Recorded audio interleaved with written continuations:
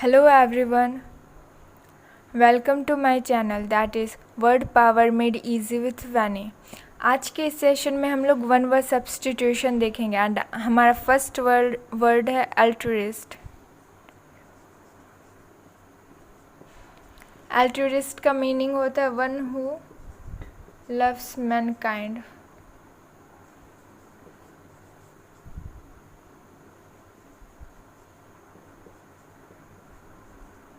Mankind और human kind.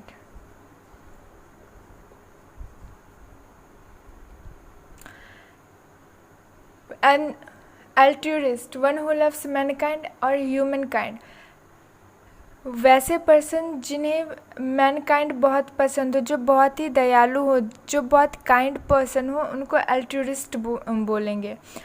One who loves Mankind. अगर आप लोग को याद हो, आप लोगों ने पिछले कुछ वीडियोस देखे होंगे वन वर्ड सब्स्टिट्यूशन के, तो वहाँ पे एक फिलैंथ्रोपिस्ट है।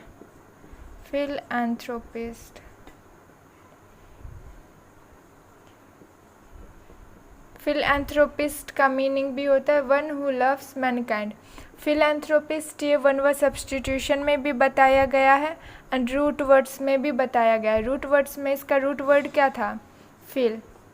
ये आपके लिए एक होमवर्क है कि आप फिल का मीनिंग एंड इससे रिलेटेड जो भी वर्ड्स मैंने बताया है आप लोगों को, वो सारे विद देयर मीनिंग्स आपको कमेंट बॉक्स में कमेंट करने हैं।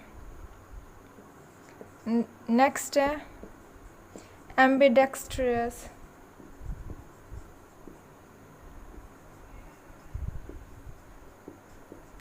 एम्बिडेक्स्ट्रियस का मीनिंग होता है जो पर्सन अपने लेफ़्ट एंड राइट हैंड दोनों का यूज़ बहुत ही ईज़िली करे, उन्हें कोई डिफ़िकल्टी ना हो दोनों हाथ में से कोई भी हाथ को यूज़ करने में, उन्हें एम्बिडेक्स्ट्रियस बोलेंगे।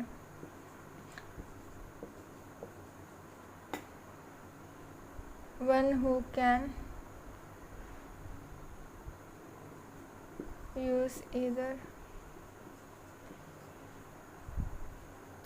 either hand with ease।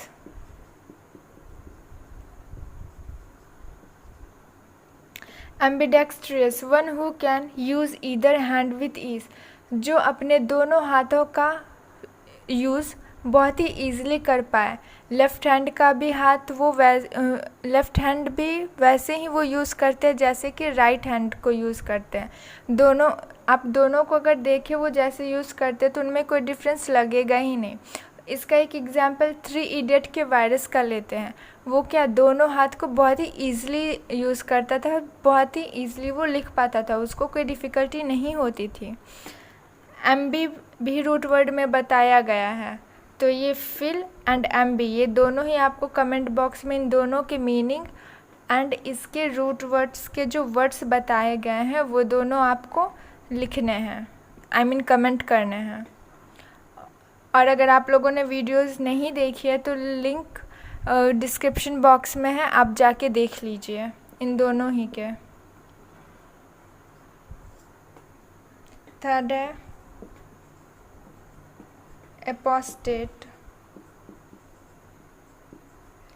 Apostate का हिंदी मीनिंग होता है धर्म त्यागी। वैसे पर्सन जो अपना रिलीजन, प्रिंसिपल, जो फेथ होता है वो चेंज कर ले, उसको एपोस्टेट बोलेंगे। A person who changes their religion or principle।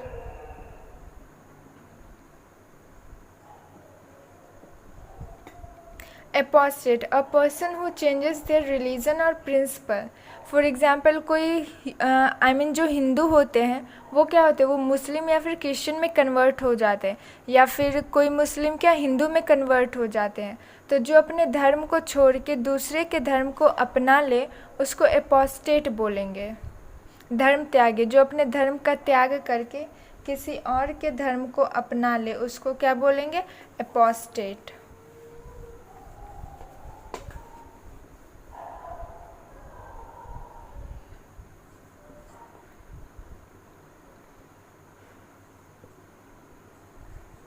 Next है आर्बिट्रेटर।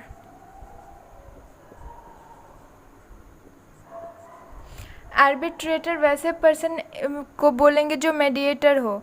फॉर एग्ज़ाम्पल, जब दो कम्युनिटी या फिर दो पार्टीज़ में झगड़ा हो रहा हो, डिस्प्यूट होता हो, तो उनको शांत करने के लिए क्या एक कॉमन पर्सन को चूज़ किया जाता है, सेलेक्ट किया जाता है, ताकि वो उन दोनों के बिहाफ में बोल पाए, डिसीज़न ले पाए और वो झगड़ा वहीं पे शांत हो जाए, आगे ना बढ़ाए।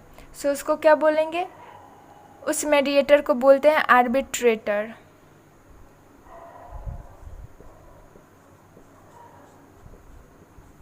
A person appointed by two parties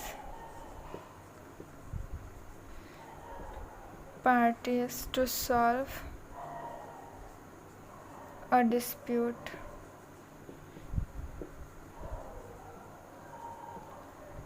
Arbitrator, a person appointed by two parties to solve a dispute is known as arbitrator. Arbitrator generally mediator को बोलेंगे। वैसे मेडिएटर एग्जाम्पल लेते हैं। फॉर एग्जाम्पल, दो कम्युनिटी में एक कम्युनिटी है एंड एक दूसरा बिग कम्युनिटी है। इन दोनों में झगड़ा हो गया। इन दोनों में ज़मीन को या फिर लैंड को लेके झगड़ा हो गया। तो झगड़ा का रीज़न क्या है? लैंड।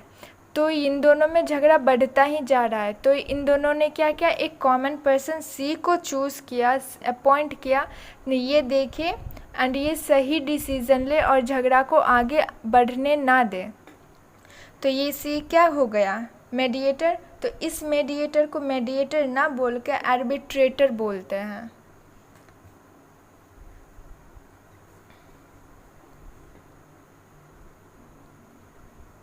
नेक्स्ट है हमारा एसेटिक।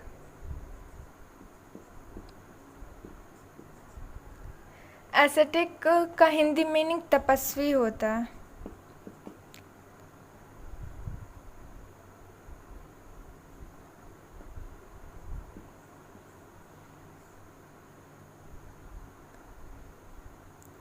एसेटिक का मीनिंग तपस्वी वो होता है। वैसे पर्सन जिनका वे ऑफ लिविंग बहुत ही सिंपल हो, उन्हें सुख दुख से कोई मतलब ना हो, जिनको कोई फ़र्क ही नहीं पड़ता हो, जो जंगल में रहते हो या फिर उनको खाने पीने टेस्ट से भी कोई मतलब नहीं हो, उनको जो दे दो उनको सब चलता है। तो वैसे पर्सन जिनका वे ऑफ लिविंग सिंपल हो उनको एसेटिक बोलेंगे।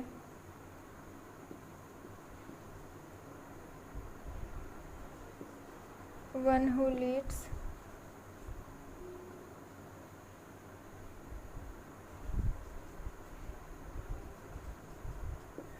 a stirred life.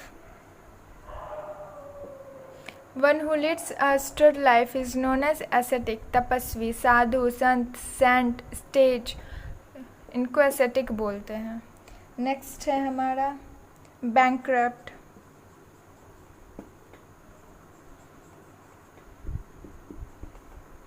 बैंकक्रप्ट का हिंदी मीनिंग दिवालिया होता है।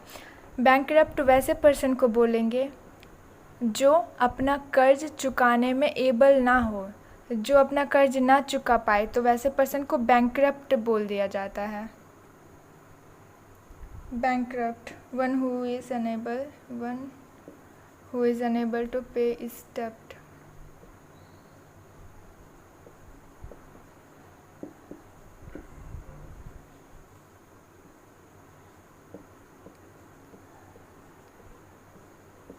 डेब्ट का मतलब कर्ज होता है। वैसे पर्सन जो अपना कर्ज चुकाने में अनेबल हो उसको क्या बोलेंगे? बैंकक्रप्ट। इसका दूसरा मीनिंग होगा इंसॉल्वेंट। इंसॉल्वेंट और इंसॉल्वेंसी। इंसॉल्वेंसी भी वन वर्ड सब्स्टिट्यूशन में बताया जा चुका है।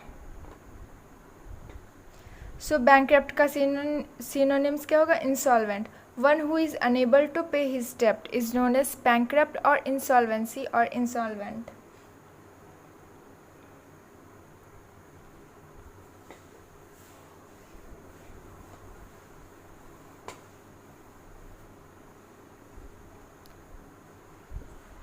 नेक्स्ट है बिगॉट। बिगॉट का हिंदी मीनिंग कट्टर होता है। वैसे पर्सन जो एक कट्टर एग्जाम्पल होता है ना, हिंदू और मुस्लिम को ले लेते हैं। कुछ कुछ हिंदू क्या होते हैं, बहुत ही कट्टर होते हैं, वो बस मुस्लिम के बारे में ना सुनना चाहते ना कुछ। इस वजह से हिंदू और मुस्लिम में हमेशा झगड़ा लगा ही रहता है कुछ जगहों पे, हर किसी के माइंड में नहीं, बट बहुत कोई ऐसे पर्सन होते हैं जो बहुत ही कट्टर होते हैं। बिगॉट, वैसे पर्सन जिनका प्रिंसिपल या फिर जो रिलीजियस हो एंड वो सामने वाले पर्सन से थोड़ा डिफरेंट हो, तो वो क्या होता है, सामने वाले पर्सन उनको पसंद नहीं आते हैं। One who has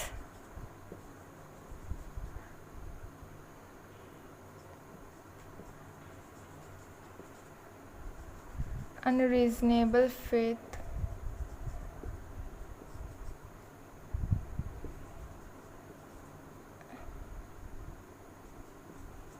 and who doesn't like other people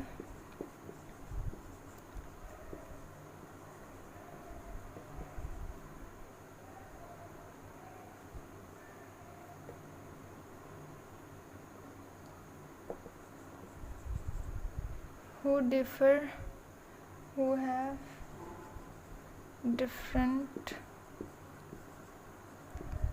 thoughts or way of living.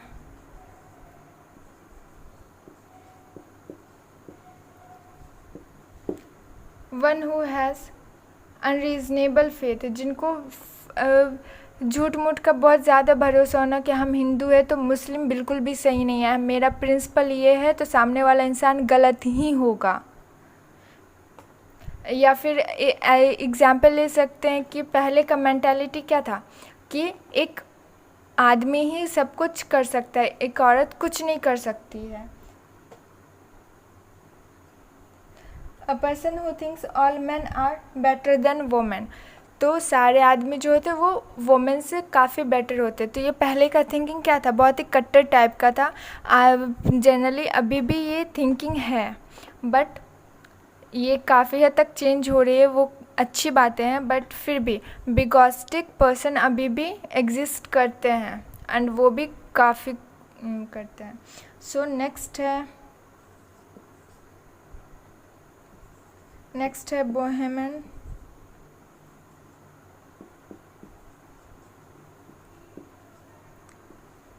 N unconventional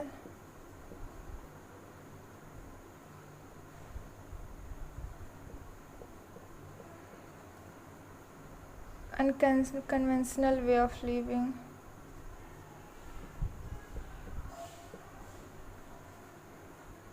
Bohemian उसको बोलेंगे जिनका वे ऑफ लिविंग अनकन्वेंशनल हो, जो ट्रेडिशन को नहीं मानते हो, या फिर जब भी ट्रेडिशन का बात हो तो वो अपनी मनमानी करते हो, हम इसको नहीं मानते तो नहीं मानते हैं। जो ऑर्थोडॉक्स नहीं हो, जो ट्रेडिशन को ना मानता हो, उसको बोहेमियन बोलेंगे। नेक्स्ट है हमारा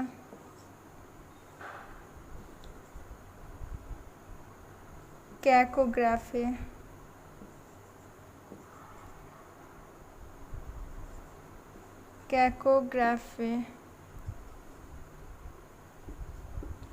कैकोग्राफी जनरली जिनका स्पेलिंग्स ठीक ना हो, जो बहुत बुरा हो और जिनका हैंडराइटिंग बहुत बुरा हो, वैसे पर्सन को कैकोग्राफिस्ट और कैकोग्राफी बोलेंगे।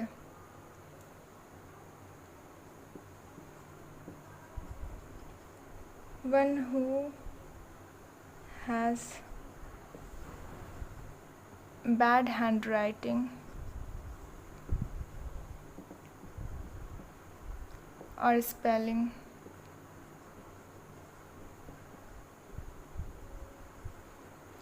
कैकोग्राफी और कैकोग्राफिस्ट भी इसको बोल सकते हैं।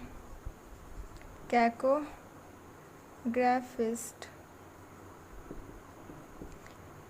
One who has bad handwriting और स्पेलिंग। वैसे पर्सन जिनका हैंडराइटिंग बहुत ही बुरा हो या फिर जिनका स्पेलिंग बिल्कुल भी अच्छा नहीं हो, उनको कैकोग्राफी और कैकोग्राफिस्ट बोलेंगे। इसका जस्ट अपोजिट एक वर्ड है कैलीग्राफर।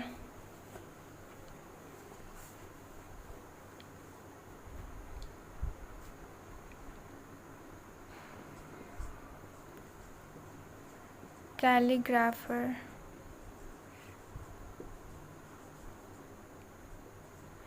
कैकोग्राफी का मीनिंग क्या होता है? जिनका हैंडराइटिंग और स्पेलिंग बहुत ही बुरा हो, जिनका हैंडराइटिंग एंड स्पेलिंग बहुत ही बुरा हो, बिल्कुल भी अच्छा नहीं हो, बहुत ही गंदा हो। एंड कैलीग्राफर इसका जस्ट अपोजिट है। तो क्या होगा? जिसका हैंडराइटिंग एंड स्पेलिंग बहुत अच्छा हो, एक्सपर्ट हो, स्पेशलिस्ट हो, तो वैसे पर्सन को कैलीग्राफर और कैलीग्राफिस्ट बोलेंगे। One who has good handwriting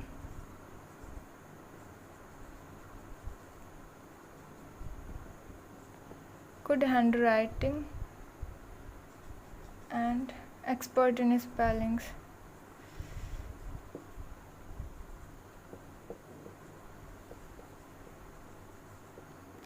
Calligrapher, one who has good handwriting and expert in spellings. उसको क्या बोलेंगे? कैलीग्राफर। आप लोग को एक चीज़ और याद दिला दूँ, आपका होमवर्क क्या है? फिल एंड एम्बी, ये दोनों रूट वर्ड है। अगर आप लोगों ने नहीं देखा है तो डिस्क्रिप्शन बॉक्स में लिंक दिया हुआ है, जाके देख लीजिए। और अगर देखा है, पढ़ा हुआ है, तो बिना देखे आपको इन दोनों का आंसर करना है कमेंट बॉक्स में। इन दोनों से रिलेटेड जो भी वर्ड, फिल और एम्बी से रिलेटेड, एम्बी रूट वर्ड से रिलेटेड जो भी वर्ड हुआ है, वो आपको with their meanings comment box में कमेंट करने हैं। आज का सेशन यहीं पे एंड करते हैं। Thank you. Like, subscribe and share to my channel.